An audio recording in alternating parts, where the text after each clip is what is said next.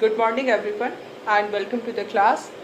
We are presently doing the chapter Freedom in the book Political Theory, and in this chapter we have discussed in the previous class the harm principle given by John Stuart Mill, and in this regard we have seen that according to Mill there are two types of actions. The first is self-regarding actions and the second is others regarding actions. And what are self-regarding actions? Self-regarding actions are those actions which affect only the person who is doing the action. That is why they are called self-regarding. And the other is others regarding action. It means that such actions which are affecting not only the person, which are affecting the other persons. Okay, so according to Mill, there should not be any kind of interference or there should not be any kind of constraints on the self-regarding actions, because these are the actions which are affecting only the person who is the actor, who is doing the action. And there can be constraint on others regarding action, because others regarding actions are affecting other persons also. And if this effect or the consequences of the action of the person is affecting the other person in a harmful manner, then it must be constrained. Okay, but this harm is also of two types. The nature of harm, the extent of harm can be divided into two parts. There may be very minor harm because of activity of one person. The other people may be affected, and the harm which is caused to other people is minor harm. So in case of minor harm, there is no need of use of any kind of force or interference by the authorities. In case of minor harm, it can be done by social disapproval only.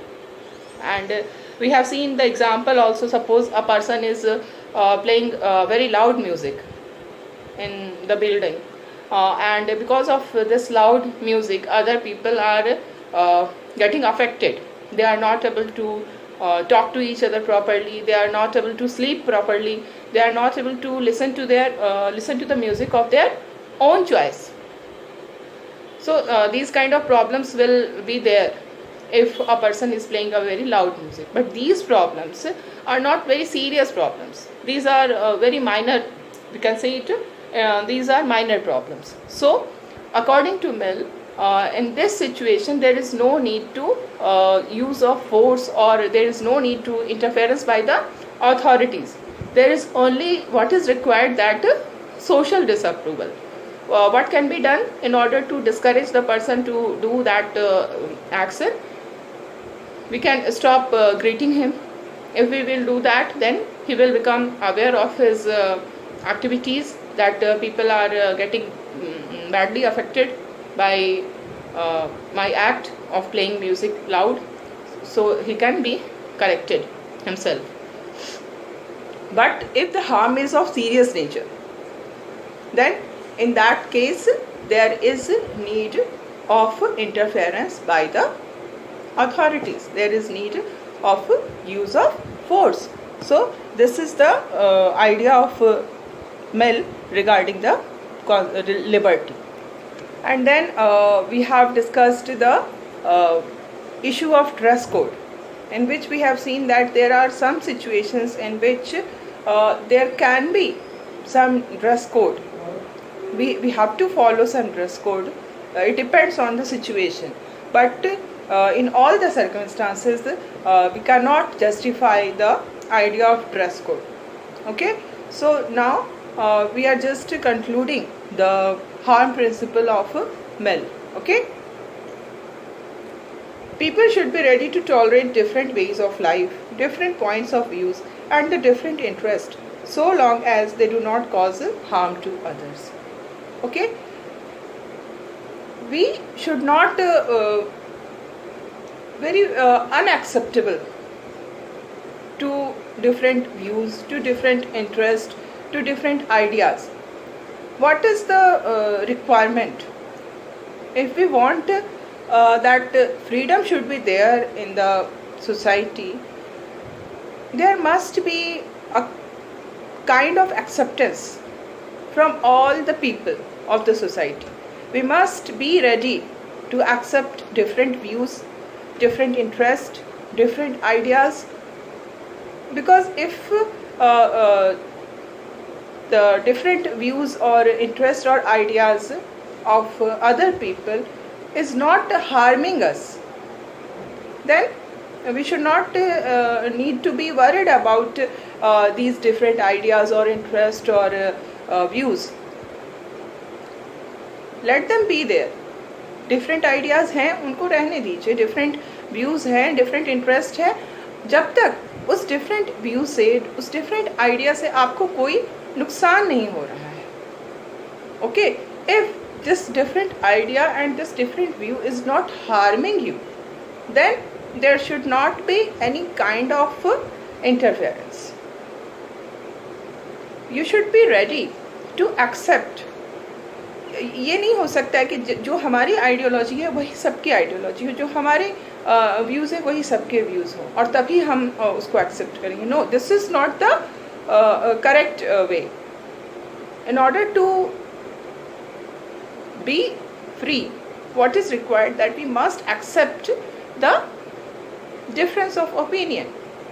We must be ready that there are other people who are having different views and we are ready to accept them. We don't have any problem with them unless and until they are causing any kind of harm to us. If they are causing harm, then there will be need of interference. But if they are not harming us, then there is no need to interfere in that matter. But according to Mill, such tolerance, we are tolerant when we are accepting different views, we are accepting different ideology, different ideas. It means we are tolerant, we are ready to accept. Okay, so what is the meaning of tolerant? We are accepting the existence of different views. There may be different views and we are happy with that. We are ready to accept the different views. Not we are accepting the different views, we are accepting the existence of different views. Getting it? There is difference between accepting different views and accepting the existence of different views. There can be different views. We have to accept it. That all people are not thinking in the same way as I am thinking. All people have right to hold their own views. All people have right to express their views and we must accept it. That there will be people of different ideas and we can't think that there will always all the people should be of the similar views. Okay, so such tolerance need not be extended to views and actions which may put people in danger.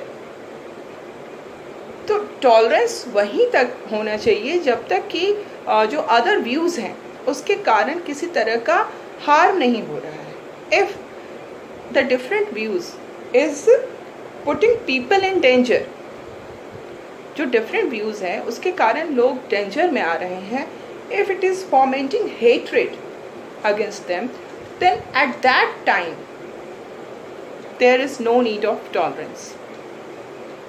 Tolerance तभी तक है जब तक कि उस different view से आपको harm नहीं हो रहा है. The moment it starts harming you और the moment it starts formatting hatred, the moment it starts putting people in danger, then there is need to interfere. Okay, hate campaigns cause serious harm to the freedom of others and actions that cause serious harm are actions on which constraints can be imposed. So you must knowing these terms, hate campaigns. Hate campaigns are campaigns which are targeted against a particular community and it is campaigned deliberately in order to foment hatred in the society, because there is a group which wants that the another group, the group which has different views, or that group which has different ideology, that should not exist, and because of this feeling they campaigning hatred. Okay, so this hate campaign cause serious harm to the freedom of others. If there is hate campaigning, then what will happen?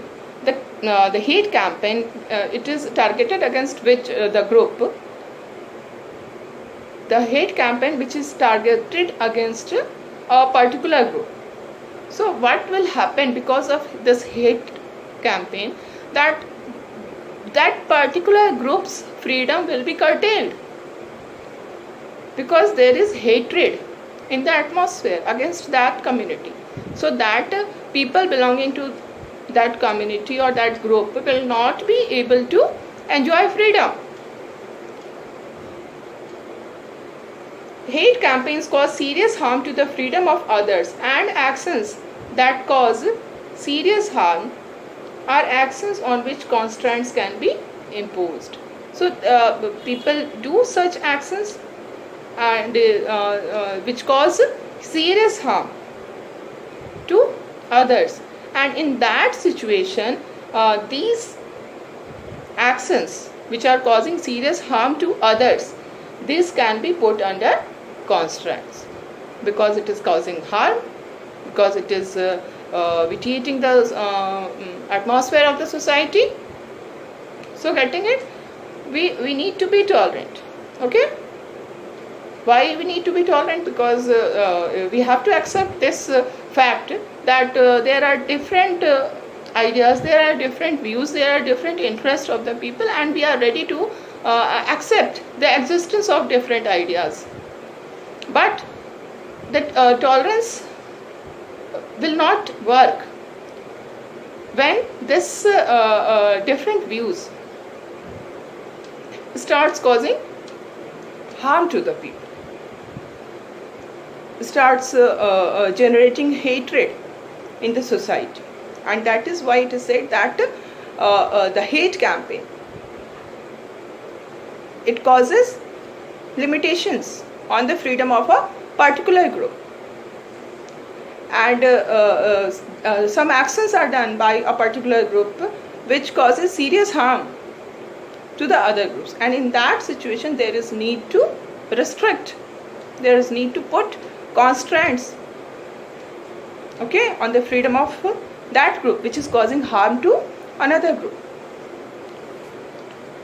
But we must make sure that the constraints imposed are not so severe that they destroy freedom itself. So we have to put constraint on the activities of the group which is causing harm to another group. But in this situation also we have to keep in mind that constraint should not be so severe that it is causing, they are so severe that it is causing destroying of freedom, है ना. In that situation also हमें इस बात का ध्यान रखना है कि जो भी रिस्ट्रिक्शंस इम्पोज किए जा रहे हैं वो फ्रीडम को पूरी तरह से ख़त्म न करें. There should be reasonable constraints.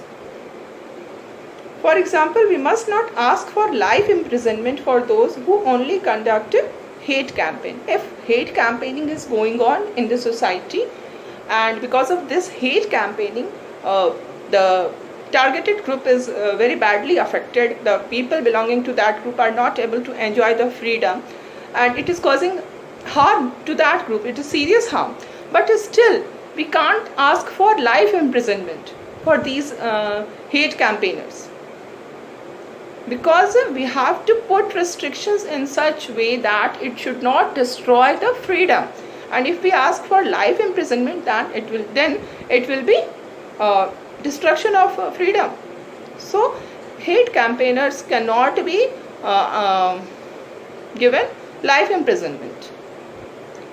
Maybe some restrictions on their movement or some curtailment of their right to hold public meetings can be considered especially if they continue to carry on this campaign in spite of warning by the state to desist from conducting such campaigns. So if this hate campaigning is going on, so the first thing what the authorities, the government should do is to warn that group against this hate campaigning, that they will have to face the consequences if they will continue this kind of hate campaigning. First of all, warning.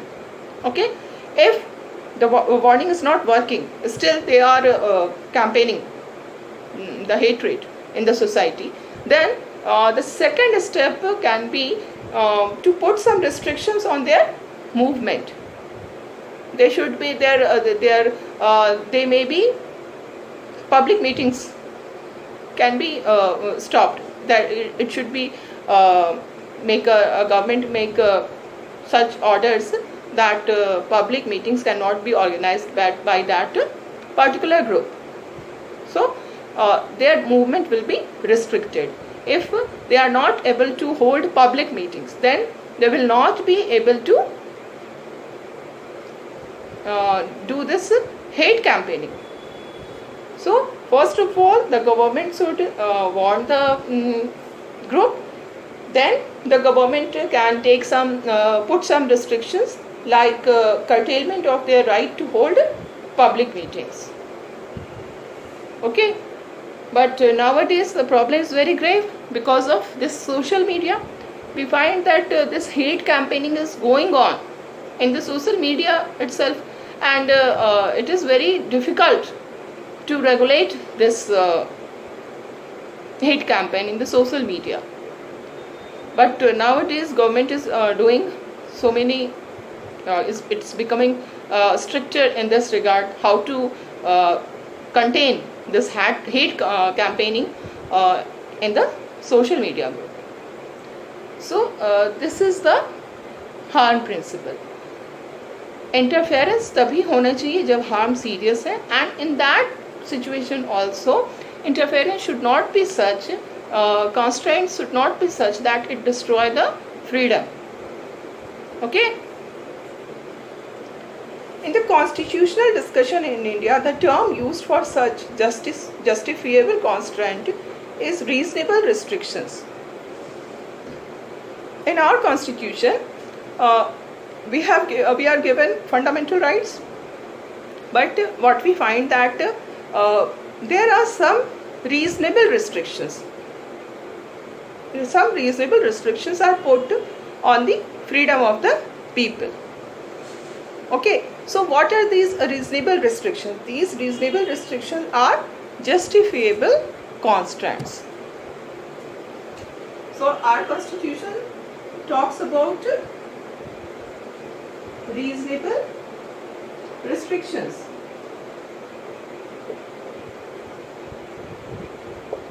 These reasonable restrictions are justifiable constraints.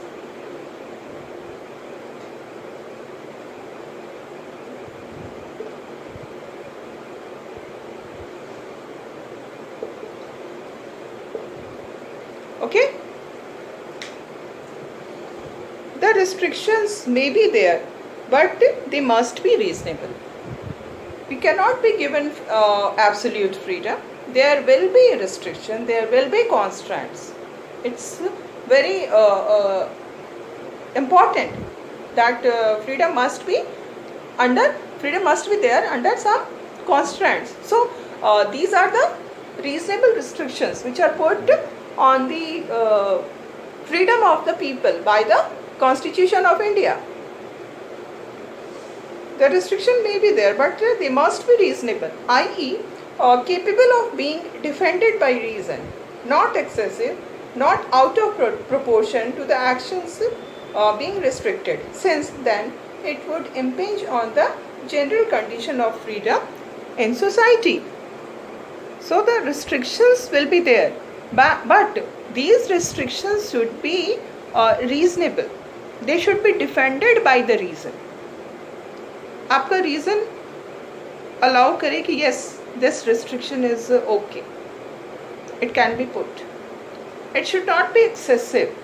It should not be out of proportion, because if unreasonable, if excessive and out of proportion restrictions are imposed on the freedom of the people, then there will be no freedom. It will become meaningless. We must not develop a habit of imposing restrictions, since such a habit is detrimental to freedom. So restrictions can be imposed, but that should be exceptional condition. And not in normal circumstances restrictions can be put.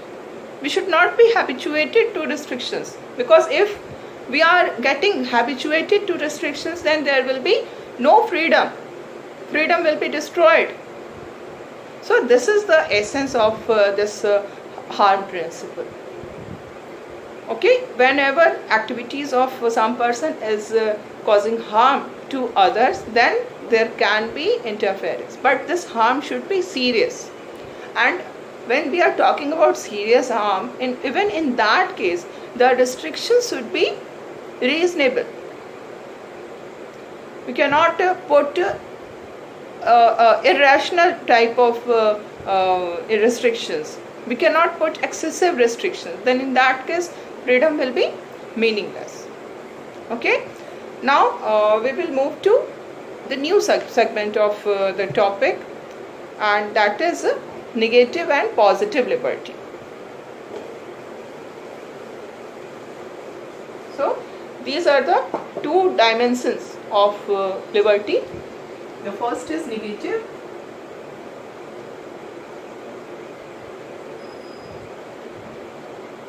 and the second is positive.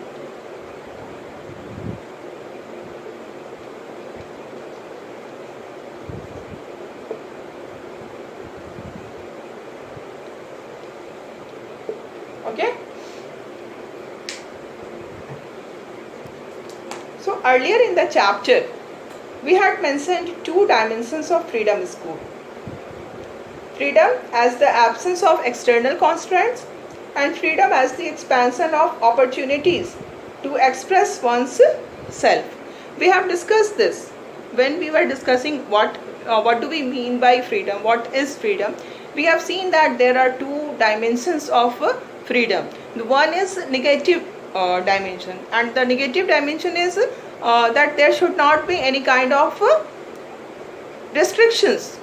Absence of constraints, absence of restrictions is freedom. And the second dimension of liberty or freedom and liberty are same thing. The second dimension of liberty is positive, in which we see that liberty or freedom is that condition in which a person is able to express oneself, and in this way he is able to develop his capabilities and potential in full manner. So this is a positive liberty. Okay. In political theory, these have been called negative and positive liberty. Okay, this is negative. Negative liberty means there is absence of external constraints, and positive liberty means there must be expansion of opportunities to express one's self. Okay. Negative liberty seeks to define and defend an area in which the individual would be inviolable, in which he or she could do, be or become whatever he or she wishes to do, be or become. So what is this negative liberty? So negative liberty defines and defend an inviolable area of individual's life in which no one can interfere. In that inviolable area, everyone is free to do what he or she wants to do. Everyone is free to be what he or she wants to be. Everyone is free to become what he or she wants to become. So this is the negative area means there is some area of activity. It must be defined and it must be defended as inviolable, in which there cannot be any kind of interference.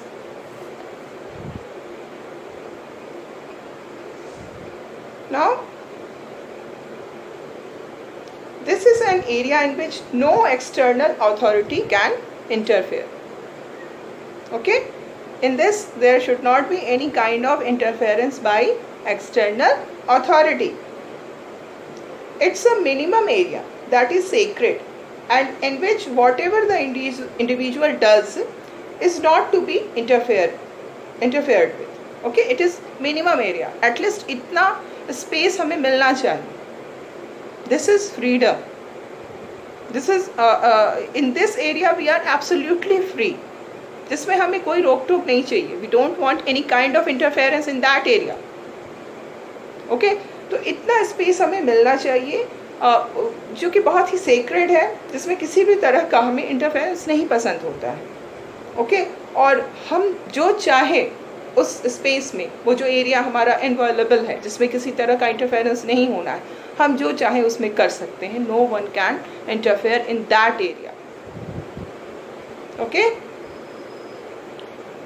So the existence of minimum area of non-interference is the recognition that human nature and human dignity need an area where the person can act unobstructed by others. So we are talking about minimum area of non-interference. Okay? This negative liberty is about minimum area of non-interference.